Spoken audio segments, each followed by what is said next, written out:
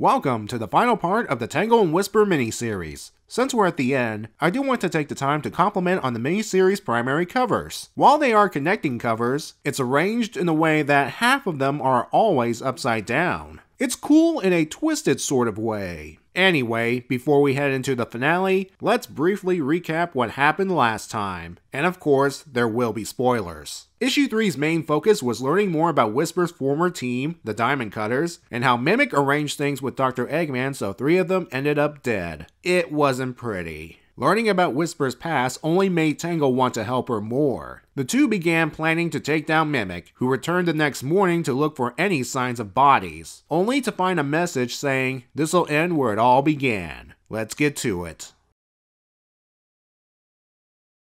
The setting for this battle is the former base of the Diamond Cutters. A battalion of Batniks arrived since Mimic, dirty cheater that he is, had Eggman loan some for the fight. He should have sent more since Whisper begins blasting them from the sky, showing us why she gathered a reputation among the heroes and the villains. She informs Tangle that the Batniks are a distraction. By now, Mimic's infiltrated the base. That's Tangle's cue to head inside herself, leaving Whisper to deal with the remaining Batniks, at the cost of wrecking the base. You can tell it's hard for Whisper to do this, but it's ultimately necessary to even the odds. Inside, Tangle readies herself to trip Mimic, only the person she catches is Sonic? Nope, Mimic just assumed his form so he can try and trick Tangle again, even throwing in things Sonic would say. While it appears that Tangle's fallen for the ruse, she's actually learned her lesson. She leads Mimic into a trap, only the trap is the old rec room with the masks of the fallen Diamond Cutters. There is a reason for this as she activates the playback on the 3 masks. Apparently they can also project holograms. Man, Smithy can rival Tails as a genius. The message shows Mimic's former teammates complimenting him on a job well done.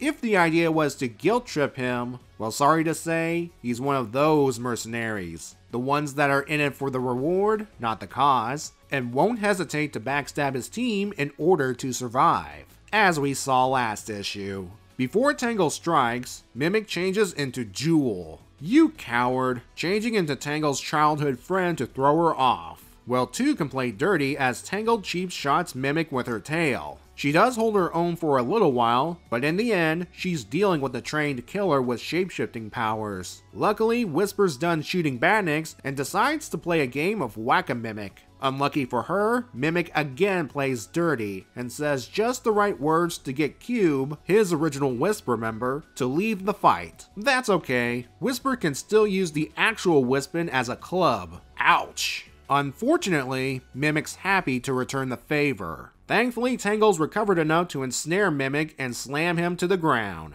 You know, Tangle, you should have repeatedly slammed him to the ground similar to what the Hulk did to Loki in the Avengers. Mimic tries breaking free by shapeshifting into various forms, including Smithy, Dr. Eggman for some reason, and again, what is it with Evan Stanley and Nightmare Faces? Whisper is ready to finish this, but Tangle talks her down by giving her the speech. You know, the don't do something you'll regret for the rest of your life spiel, with the let him live with his failure cherry on top of this cliche sundae. The reason it keeps getting used in fiction is because oftentimes it works, as it does here. They still need to deal with Mimic. Fortunately, Tangle knows where to go. Tails' workshop. He has a test chamber that runs models on various climate conditions, which will make a perfect cell. Mimic says he'll break out, stating that he's done this sort of thing before. Well, Tangle points out that if he does, Eggman won't be happy with him failing his mission and wasting a bunch of his Batniks. After Tails assures them the cell will be moved to the nearest prison ASAP, Tangle and Whisper leave. Even though her team's avenged, Whisper will keep fighting Eggman until he's gone. Get in line, my dear. She invites Tangle to come along, and Tangle would like to, after she heads home for a little R&R. The issue and the miniseries end with the 2 parting ways, having shared a life-changing adventure.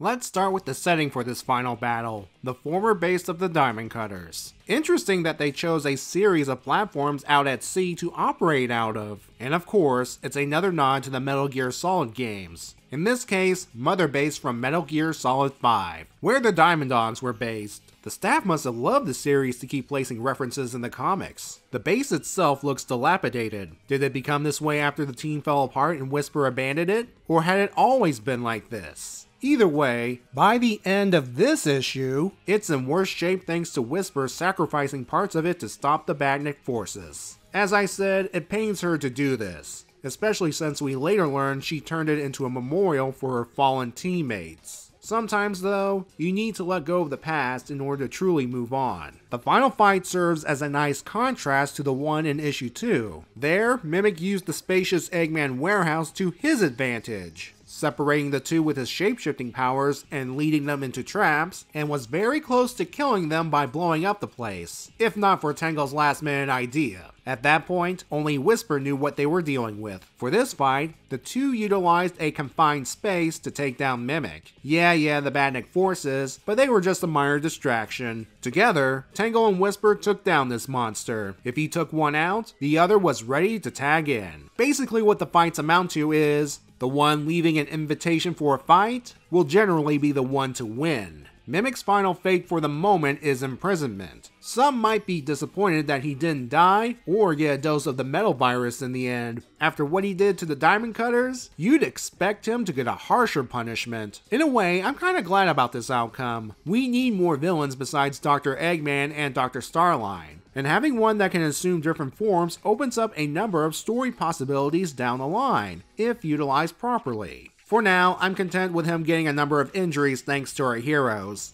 Also, I've been informed about why Mimic has a nightmare face. According to Evan Stanley, Mimic changed it to look more intimidating on purpose. If you're going to build a terrifying reputation, you need an iconic look, don't you know? The metal virus is not mentioned once in this miniseries, which is good in my opinion. That kind of stuff is meant for the main book. This is a more personal tale between our two leads. While the primary focus has been on Whisper and her past, we gotta give Tangle some credit. She's learned from her failure and was ultimately the one to restrain Mimic. Plus, in this issue, she serves as Whisper's moral center. I joke about the cliche "don't kill him" speech, but I feel Whisper needed Tangle to keep her from crossing the line. And hey, Tangle managed to shut down Mimic as he was threatening to escape. That face there says it all. It is a little odd that Tangle wants to go home before taking up Whisper's offer to join her, but after thinking about it, it's understandable. After going through an emotional event for the sake of a friend, you kinda want to go home to recharge and return to something familiar before heading back out. If you've read issue 21 of the main series, or at least saw my review of it, we know the two will meet up again to help Tails. Of course, issue 21 came out long before this issue thanks to numerous delays, which kinda spoiled the fact the two will make it out of this conflict a-okay. However, it does allow us to see the results of Whisper's development. She will always have the trauma of losing her teammates, there's no denying that, but she's starting to move on from her past, with Tangle again being a key element. Before, Whisper either retreated into her mask or threatened to shoot Tangle for touching her. Now they're giving each other emotional support during a crisis. Nothing says bonding like taking down a mercenary, am I right? Despite all of the delays, I greatly enjoyed this miniseries. It spotlighted two characters that debuted during the first year of IDW Sonic's existence. Ones that I've said before can easily fit into the Sonic games. If any Sonic mods are watching this, do you think you can make this happen, please? Though something tells me this has already happened. Anyway, props to Ian Flynn, Evan Stanley, and colorist Leonardo Ito, or Ito, for taking us on this ride. Whether you buy the individual issues or the eventual graphic novel, I would recommend getting this 4-part miniseries, not only for its massive world building, action, and character development, but to also inform the powers that be, hey, I'm interested in more spin-off material from the IDW Sonic universe, either through more miniseries or a second book a la Archie's Sonic Universe. Until that happens, we can at least enjoy a 4-issue story focusing on a couple of heroic and popular comic exclusive characters.